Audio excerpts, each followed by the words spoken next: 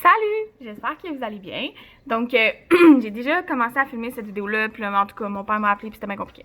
Fait que finalement, je vais recommencer, puis de toute façon, elle s'étirait vraiment, j'ai commandé à 20 minutes, fait que je vais essayer de concire un petit peu le sujet. Donc, je vous ai fait une vidéo hier pour vous annoncer qu'on se faisait bâtir une maison, puis qu'on était bien content de ça. Donc, j'ai eu une personne qui m'a posé des questions, puis je trouvais ça pertinent d'y répondre, donc j'ai décidé d'y répondre tout de suite maintenant. Mais j'ai pas noté là, les questions qu'elle m'avait posées, mais honnêtement, je me fais à peu près poser les mêmes questions par tout le monde, donc je vais répondre à ce que je pense qui est pertinent de répondre. Voilà, j'ai filmé sur le bon sens aujourd'hui, ce qui est bien, n'est-ce pas? Ça va être plus facile puis plus le fun à regarder. Vous voyez mon petit bébé chien qui est couché là. Donc, commençons par le début. Initialement, Francis et moi regardions des maisons. Dans le fond, on passait pour un certain montant, puis nous, on voulait pas topper. C'est sûr que la première journée qu'on a su pour combien on passait, on regardait des maisons qui étaient vraiment hors de notre portée. Mais tu sais, la première journée, tu fais ça, puis après ça, tu réalises que ça sert à rien.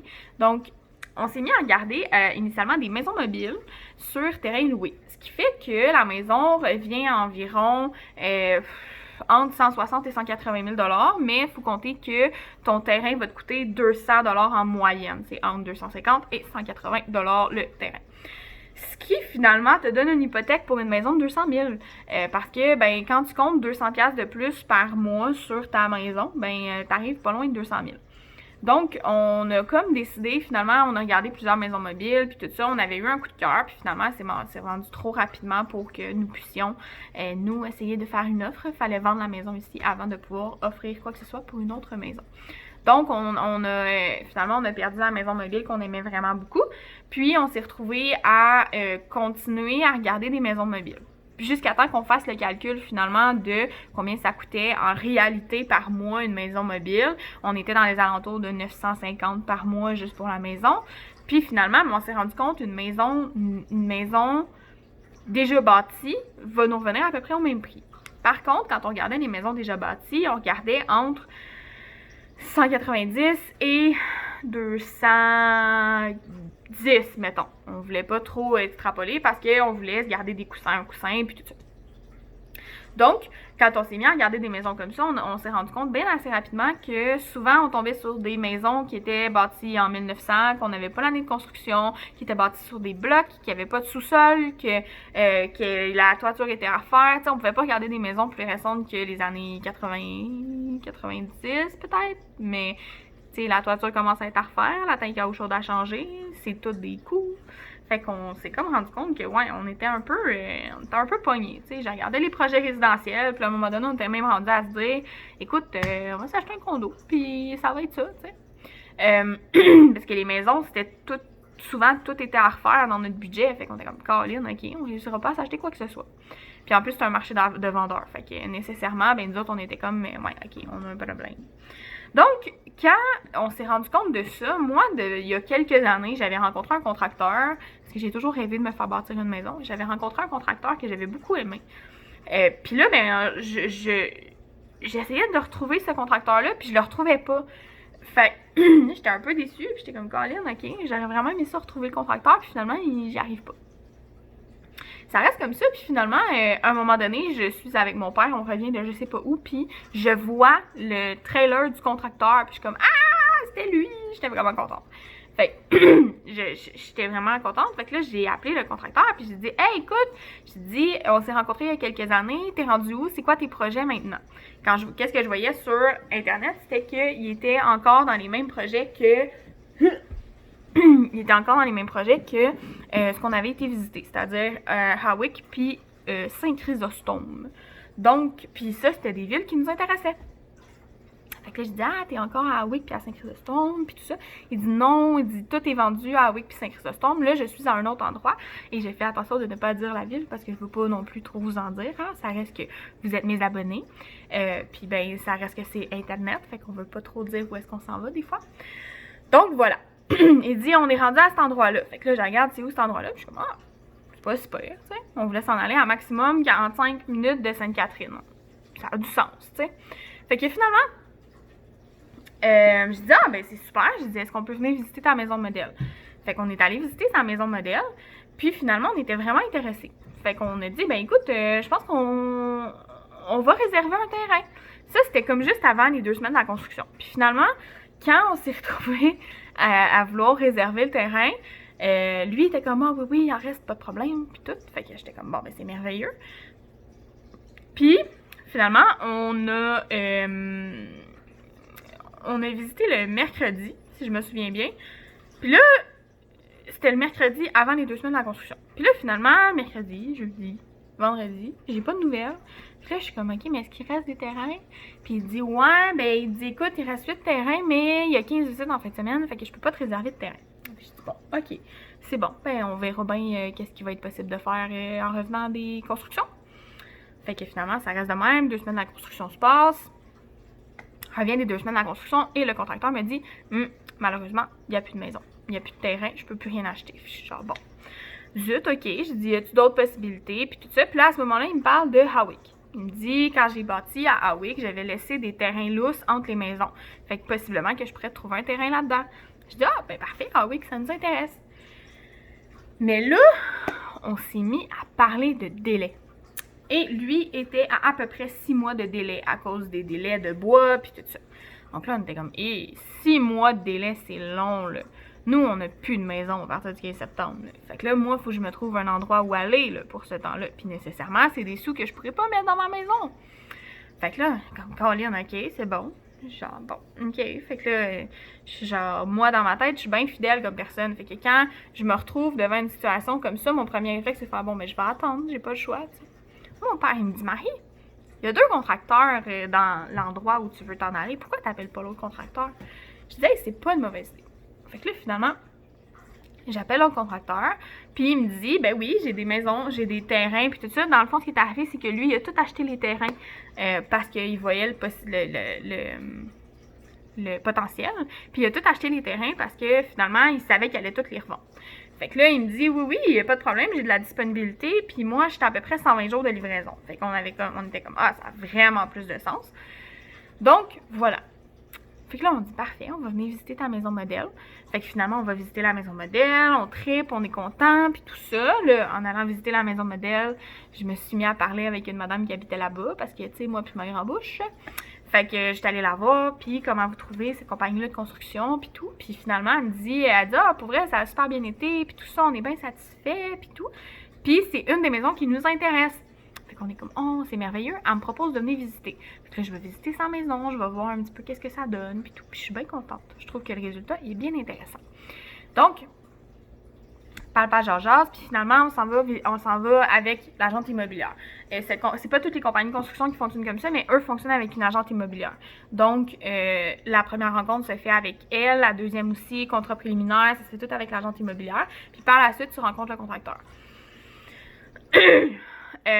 Donc voilà, là on est comme crime, ça nous intéresse vraiment beaucoup, puis tout ça.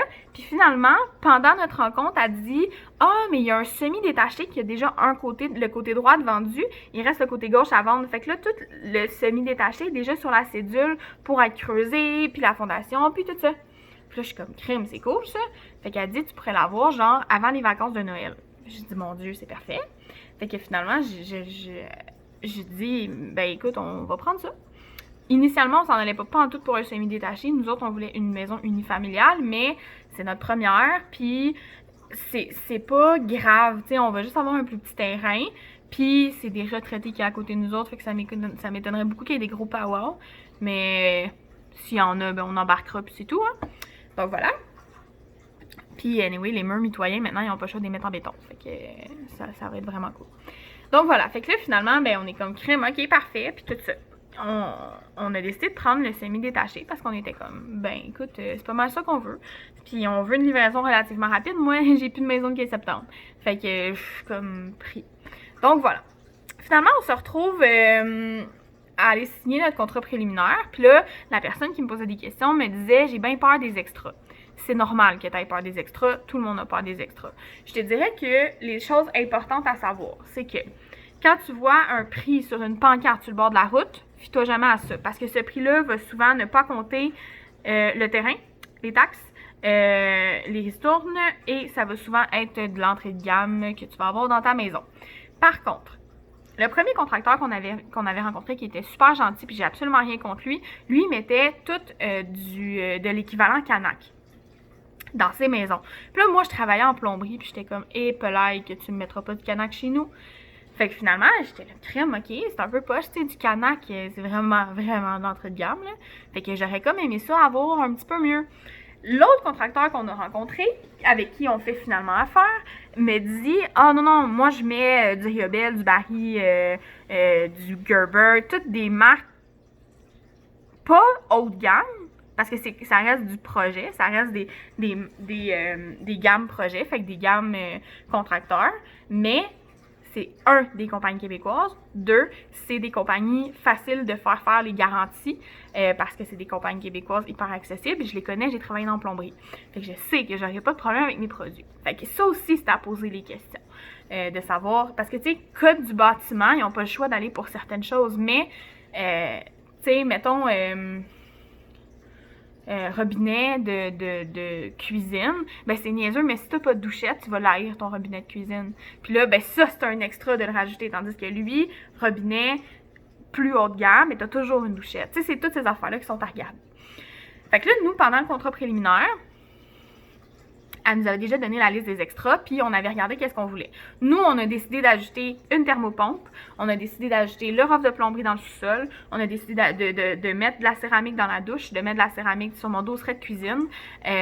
On a décidé plein de trucs comme ça d'avance. Ce que ça veut dire, c'est que c'est écrit sur le contrat préliminaire, puis que tu calcules, parce que dans le fond, pour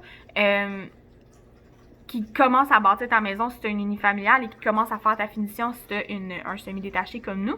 Nous, on a un semi-détaché, donc la construction de la maison va se faire anyway parce que l'autre côté, eux, ils ont tous déjà leurs approbations, fait que puis de toute façon, ils peuvent pas construire un semi-détaché en 2 morceaux. Il faut qu'ils le construisent tout en même temps. Donc nous, la coquille, elle va être faite, ça c'est pas un stress. Mais pour qu'ils commencent à faire la finition dans notre maison, ça prend une lettre sans condition, une approbation sans condition. Donc, quand ta lettre d'approbation sans condition, tu peux mettre des extras dessus. Donc, nous, on a mis les extras qu'on savait qu'on voulait avoir. Puis, quand on était assis avec l'agente immobilière, elle dit, nous, on savait qu'on allait avoir des extras dans la cuisine. C'était sûr et certain. Je cuisine tout le temps. On fait full attention à pas trop manger au restaurant. Fait qu'on se fait beaucoup de bouffe. Je veux dire, de la pizza, j'en commande plus, je la fais moi-même. Mais tu sais, je fais tout moi-même, là. Fait que ça valait la peine pour nous de mettre un peu plus de sous dans la cuisine. Fait que là, quand j'ai expliqué, je voulais agrandir mon îlot, j'ai tout expliqué ça à l'agente immobilière. L'agente immobilière a calculé, puis elle a dit, écoute, avec 2400 d'extra, là, tu vas vraiment être pas pire. Fait que je dis, bon, ben c'est parfait. Fait que qu'est-ce qu'on a fait, c'est qu'on a mis des extras sur notre contrat préliminaire. Ce que ça fait, c'est que quand on passe pour l'hypothèque, pour la lettre d'approbation, c'est pas une pré-approbation hypothécaire, c'est une approbation sans condition que ça prend. Quand on passe pour cette lettre-là, ces extras-là sont déjà comptés. Fait que tu les auras pas plus tard après à ajouter sur ton hypothèque ou à payer cash. Ils sont déjà sur ton hypothèque. Fait que c'est vraiment merveilleux pour ça. Oui, ça augmente le prix de ta maison, mais un autre des conseils que j'aurais à donner, c'est magasine vraiment en dessous du montant que tu es approuvé. Tu es approuvé pour, je dis n'importe quoi, 300 000, magasine 220. Parce que dans les maisons neuves. Puis même dans les maisons usagées, parce que quand tu regardes, tu sais, mettons une maison usagée, ben même si elle a juste 5 ans, il faut quand même que tu changes ton tank à eau chaude dans 3 ans, parce que c'est pas recommandé de le garder plus que 10 ans. Tu sais, c'est toutes ces affaires-là. Là. Fait que, peu importe, regarde toujours en bas du budget que la banque te donne. C'est un conseil que moi, j'ai pris de quelqu'un puis qui pourrait avoir été utile pour nous. Donc, voilà. Fait que là, nous, on est à peu près 40 000 en dessous de qu'est-ce qu'on pourrait se payer aux yeux de la banque. Mais nous, on veut être capable d'aller au restaurant 2 fois par mois, puis fait que on veut pas rusher. Fait que on sait, on est conscient qu'on pourrait aller chercher plus haut, mais on veut pas. Donc voilà. C'est ça. Fait que là, dans le fond, de la façon que ça fonctionne, le contrat préliminaire est signé, puis tout ça, nous, on a fait mettre la thermopompe dessus, on a fait mettre plein d'affaires dessus, fait que ces extras-là, on n'a pas à s'embadrer, ça va tout passer sur l'hypothèque, puis ils vont nous approuver avec les extras, fait que ça, t'as pas à t'inquiéter. Par la suite, les autres extras, les extras que tu sais pas que tu vas avoir quand tu signes ton contrat préliminaire. Je vais commencer par vous dire comment tu peux les payer, puis après ça, je vais vous expliquer comment ça marche. pour mon contracteur. Je sais pas si ça fonctionne comme ça pour tout le monde. Nous, de la façon que ça fonctionne, soit que je peux les payer cash à la fin. Fait qu'à ce moment-là, j'ai 2000$ d'extra, je donne un chèque de 2000$ au contracteur. Ou je peux faire recalculer mon hypothèque incluant ces extras-là. Donc, mettons, j'ai 3000$ d'extra, puis je suis comme, OK, 3000$, ouais, j'aimerais mieux le mettre sur mon hypothèque, puis le payer à coût de 2$ par 2 semaines. Ben, faut que tu fasses tout recalculer ton hypothèque au complet. Fait que ton approbation, là, ça sert plus comme à rien. Fait que, mettons que, je sais pas, moi, t'as vendu ta maison puis t'as clairé des dettes avec, ben, ça vaut la peine de le faire parce que quand tu vas recalculer ton hypothèque, tes dettes seront plus dans ton approbation. Fait que ça va vraiment être parfait. Puis tu vas ajouter le montant de tes extras à la fin, dans le fond, sur ton hypothèque. Fait que c'est vraiment merveilleux. De la façon que ça fonctionnait avec notre contracteur, puis ça, je pense que c'est pas mal standard, admettons pour le plancher ou pour la céramique, mettons. Ben, dans l'extra de dosseret de cuisine ou dans l'extra de douche en céramique, le prix de la céramique est inclus. Ce qui est inclus, c'est, mettons, nous, c'était 3,80 du pied carré. Fait que c'est quand même très raisonnable. 3,80 du pied carré, ça a du sens. On a trouvé des super belles céramiques, mais je vais tout vous montrer ça quand on va être rendu dans la maison. Puis, mais mettons, pour le plancher, mais on avait 1,80 du pied carré pour mettre du plancher. Parce que eux, ils comptent qu'on va mettre du plancher flottant. Moi, j'ai décidé de ne pas mettre de plancher flottant parce que lui, puis parce que on veut peut-être avoir des enfants, puis tout ça, des godots. Puis aussi, on n'a pas pris l'extra dans la cuisine de mettre de la céramique. Donc, j'ai décidé de mettre du Vinyl Click. Si jamais vous avez des questions, je vous répondrai aux questions sur le Vinyl Click, il n'y a pas de problème, mais je ne m'embarquerai pas là-dedans maintenant. Donc, nous, on a décidé de mettre du Vinyl Click. C'est waterproof, c'est antibactérien, c'est merveilleux, et j'ai ça partout dans ma maison. Donc, dans la cuisine, ça valait vraiment la peine de ne pas aller pour du plancher flottant, parce que du plancher flottant avec de l'eau, ça gondole, puis dans une cuisine, il y a de l'eau. Fait que, voilà. Nous, on a décidé d'aller pour ça. Donc, ça, j'ai un extra. Dans ma cuisine, ben je savais que j'allais avoir un extra, fait qu'on l'a rajouté sur l'hypothèque. Fait que finalement, je suis comme 200$ ou 300$ au-dessus de l'extra qu'on avait calculé pour la cuisine. J'avais calculé 2400$, mais finalement, je suis peut-être à 2600$ d'extra total pour la cuisine. Fait que ça, ben je vais avoir un 300$ à rajouter finalement sur la fin. Mais c'est aussi de l'autogestion parce que hey, j'aurais pu demander des tiroirs dans toutes mes armoires voyons, mastic. J'aurais pu demander des tiroirs dans toutes les armoires de ma cuisine ou dans tout mon garde-manger au complet. Mais les tiroirs sont 200$ chaque parce que des rails, ça coûte plus cher que des pentures. Mais j'aurais pu le demander, mais non, j'ai fait comme, ah ben non, écoute, ça au pire, je m'en occuperai si je vois que c'est important. Puis je check des rangements, puis tu sais, je veux dire, Pinterest, c'est mon meilleur ami en ce moment. Je suis tout le temps là-dessus. Fait que nous, on s'est autogéré, puis on a dit, OK, ben si on le met, je mets un comptoir en stratifié dans ma cuisine. Même si ça aurait été plus pratique, puis plus revendeur plus tard, puis d'avoir un comptoir de quartz, ben je voulais pas investir sur un comptoir de quartz, puis je voulais investir sur la fonctionnalité de ma cuisine avant d'investir sur un comptoir. Donc nous, on a décidé d'aller faire un comptoir de stratifié. Il est vraiment beau, là, par contre. Je vais tout vous montrer ça. Fait que voilà. Oui, c'est normal que tu aies peur des extras, puis je suis d'accord avec toi, puis moi aussi, ça me faisait peur les extras, mais je pense que c'est beaucoup d'autogestion. Puis t'as pas tant de choses à choisir. C'est sûr que nous, on a un semi-détaché. Fait que j'avais rendez-vous plomberie, rendez-vous cuisiniste, puis cuisiniste a fait la vanité aussi de salle de bain. J'avais rendez-vous de plancher, rendez-vous de luminaire. T'en oublies-tu? Puis aussi les boiseries, mais les boiseries, moi j'ai tout pris qu'est-ce qui était stock, parce que un, ça revenait moins cher, et deux, aïe aïe, c'est vraiment un style contemporain, fait qu'on était vraiment d'accord avec ça. Fait que j'ai rien changé dans les boiseries, c'est tout du silic avec rien, pas de fioritures, puis tout ça, j'étais bien heureuse de ça. Donc voilà. Côté extra, c'est ça que ça donne. Sinon, chose aussi à savoir, c'est important de faire une inspection. Moi j'avais une connaissance qui était inspecteur en bâtiment, donc puis lui c'est comme un ancien contracteur, fait que lui il voit vraiment tous les défauts. Puis nous on a décidé de faire les deux inspections, c'est-à-dire que tu peux en faire une en construction puis une à la livraison. En construction, c'est avant de mettre le Gyproc. Il va faire une inspection pour voir tout ce qu'il pourrait avoir comme défaut. Puis là, à ce moment-là, lui, il fait des recommandations. Puis c'est pas rare, comme il m'expliquait, qu'il trouve des anomalies. Fait que c'est important de faire les inspections. Oui, c'est des coûts. oui, ça monte vite, oui, mais je pense qu'il n'y a pas grand-chose de plus important comme investissement que ça. Donc, voilà. Nous, on fait faire les deux. On va faire la à Vendiproc et la à livraison aussi, parce que c'est pas rare qu'ils vont trouver des anomalies. Puis là, à ce moment-là, ben toi, tu arrives avec un dossier complet d'un inspecteur en bâtiment, puis tu dis modifie-moi ça, s'il te plaît, parce que c'est pas parfait.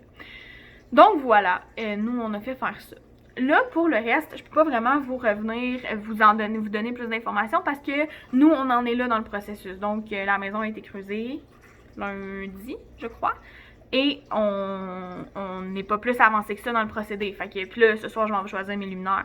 C'est mon dernier rendez-vous. Toutes les autres sont faites. Fait que là, je vais tout avoir mes extras, puis je vais tout être capable de calculer à la fin combien ça va me coûter. Nous, on l'a vraiment pris en note, puis j'ai pris en considération tous les extras que ça pouvait coûter. J'ai demandé au contracteur, puis gênez-vous pas de poser des questions à votre contracteur, puis tout ça, c'est leur job de nous aider, là.